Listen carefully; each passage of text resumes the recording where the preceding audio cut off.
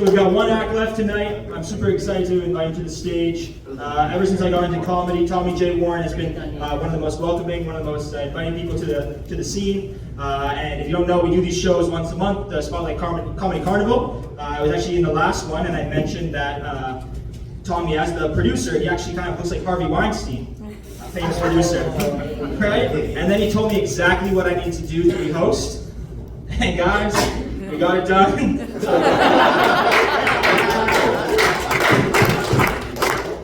So let's make some noise one last time. We're going to bring Tommy to the stage, and then we're going to do our gift cards. We're going to be a great audience.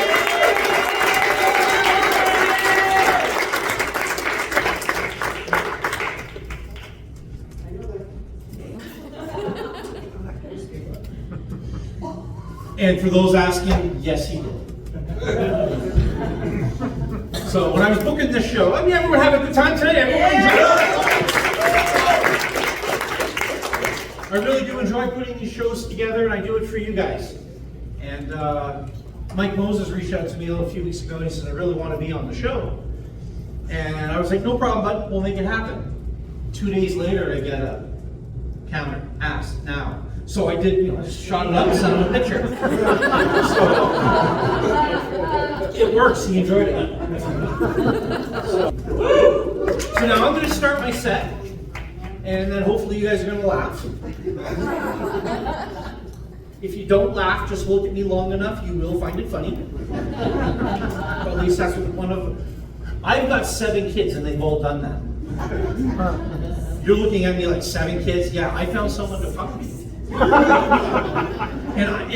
You know it wasn't for aerodynamic, right? Like I was two pumps max. Right? Like, I'm done. Right? Like the other night, me and my wife, like the one comment was asking about who had poor sex. The guys. I was the one that clapped. I got 1 pump and then my wife's cervix beat the shit out of me because I made her laugh. She was on top, and my God, guys, if you ever get to experience that, like Jesse, tonight when you're at home, put her on top, just make her laugh. I will tell you right now, you've never been punched in the dick until you have a cervix punching your cock. I came 4 times. But yes, I do have 7 kids. I absolutely enjoy it. My retirement plan is at least one of them being successful. My little guy, my youngest, is 11. He's just recently gotten into comedy. He did his 9th performance last month at Comedy in the Park in Grimsby. A fucking guy, don't clap for him. He's a dick. He's better than me. Yeah, he was. Yes, Tom was there. He knows. But that's all right. I get to look at him and go, I fucked your mom.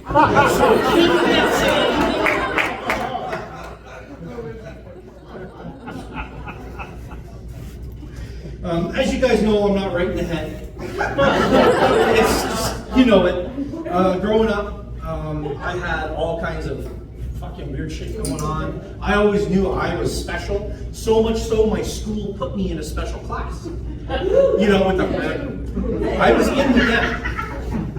And it turns out they finally tested me, and I have OCD. I have an IQ of 144 to 148. I was just fucking bored. So I got taken out of that class, and I got put in with the other.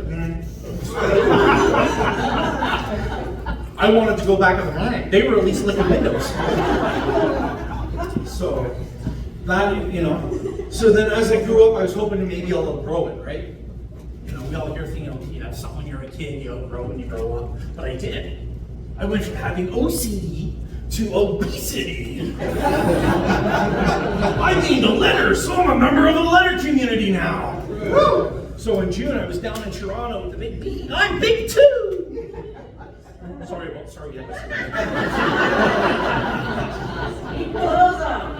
So, hey, sometimes it gets away from me. So, but apparently I was told that's not how it works. Just because you're a babe doesn't mean you're a bee. I want to be a bee. There was another part of that joke, but I just forgot it. You have to excuse me. I'm going to be turning. Did I tell you next Saturday is my birthday? Yeah. I'm turning 50. Woo! My memory's already gone. Did I tell you next Saturday's my birthday? I'm turning 50. Now, tonight, I've kind of been quiet off to the side, not really talking to a lot of people, which is normally, as any of you guys know me, is totally against how I normally am. It's because some of you guys know I'm fighting some pretty nasty shit right now. I don't mean to bring the room down, but I am fighting cancer for the 3rd time. And I got my results yesterday. I am officially in remission. So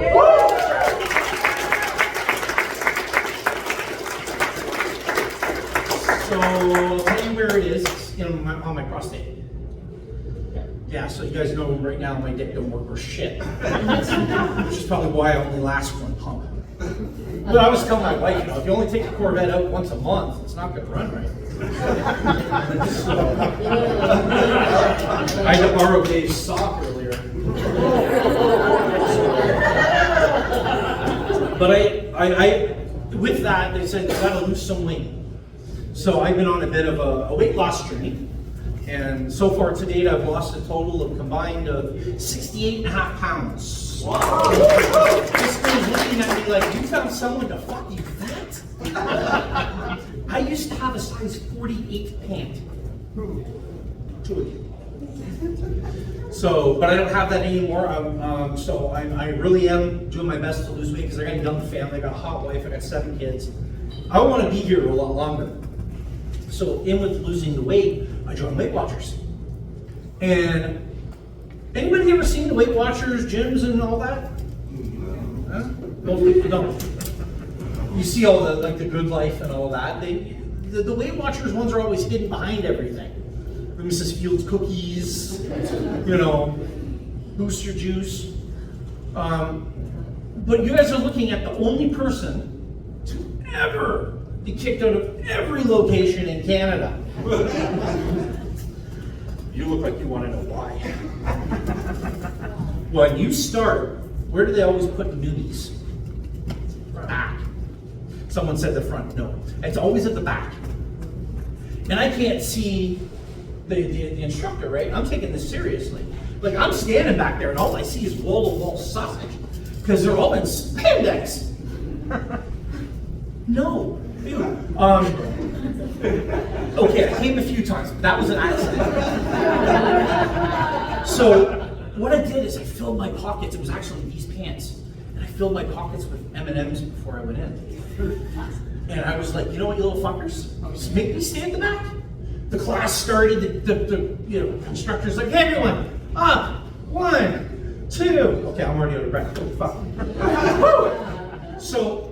Sure enough, I'm stuck at the back. I can't see. I emptied my pockets. I threw everything on the floor. That was the raddest fucking game of Hungry Hippo you'll ever see. So when you walk into a Weight Watchers, there's my face. It's not because I was a client or a resident. I caused the fucking stampede. We were on the 2nd floor. Weight Watchers is now in the basement.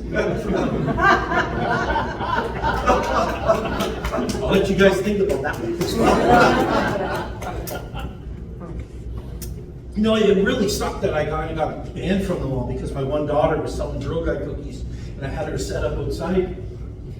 I sold 47 boxes for her. Those Thin Mint ones. So, as with, getting older, being married, I enjoy sex. Like, we all enjoy sex, right? Woo! One guy. But the rest of the women are like, I'm not fucking clapping, I'm him. My wife can relate. So the other day I was like, yeah, I got a few minutes, right? The kids are out. Moves on the life, right? I'm really embarrassed to say it took me 30 minutes to take her fucking bra off. The worst part is when she walked in the room and I still had it on. Like, I'm telling you, I am built like a fucking T-Rex. Right? I don't know, like when she's wearing it, it's off. I put it on just like your phone, it's impossible getting it off. I put it on backwards, it got stuck. You're picturing it, and I'm very sorry for that. Is this your partner? Okay, because she pictured that, I am so sorry, you're not getting laid this year.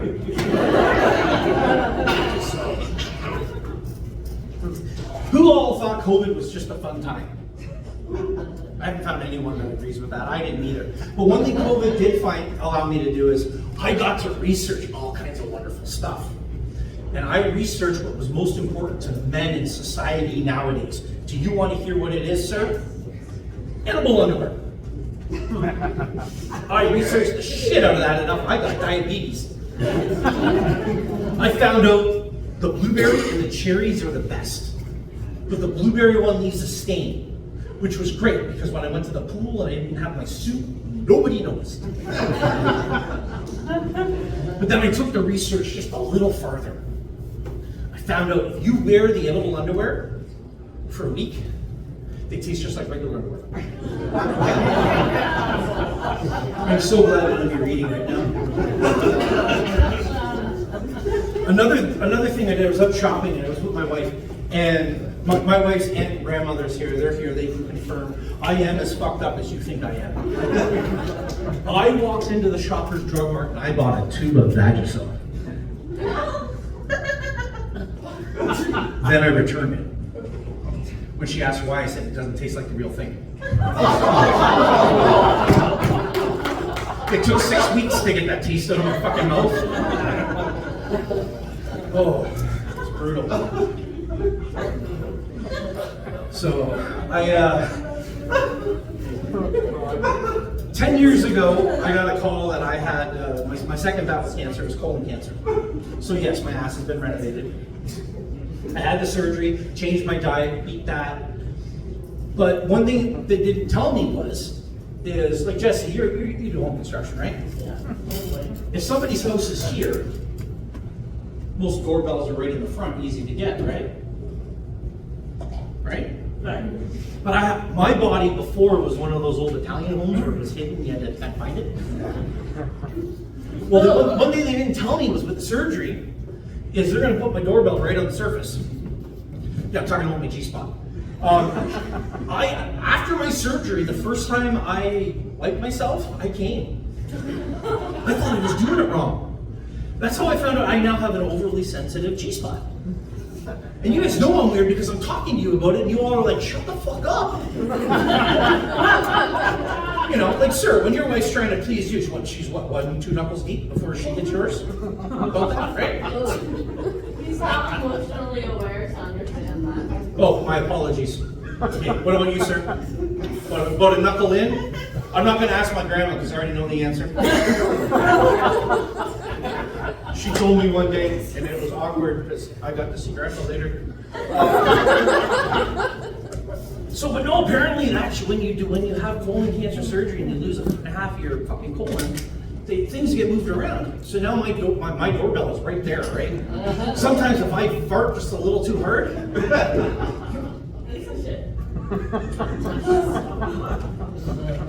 I was at work the other day and I was in a business meeting. I was preparing a plan to show customers, nationwide customers, and I turned the wrong way and my ass cheek slapped. Oh no. Yeah, you got it. I was so disappointed I was wearing white pants that day. But I'm gonna end my show telling you guys about because of my cancer history, I have to go through a very in-depth physical every year.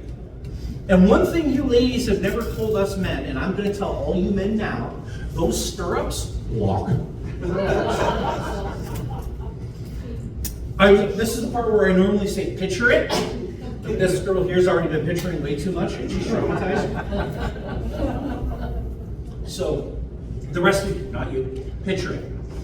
My naked fat ass.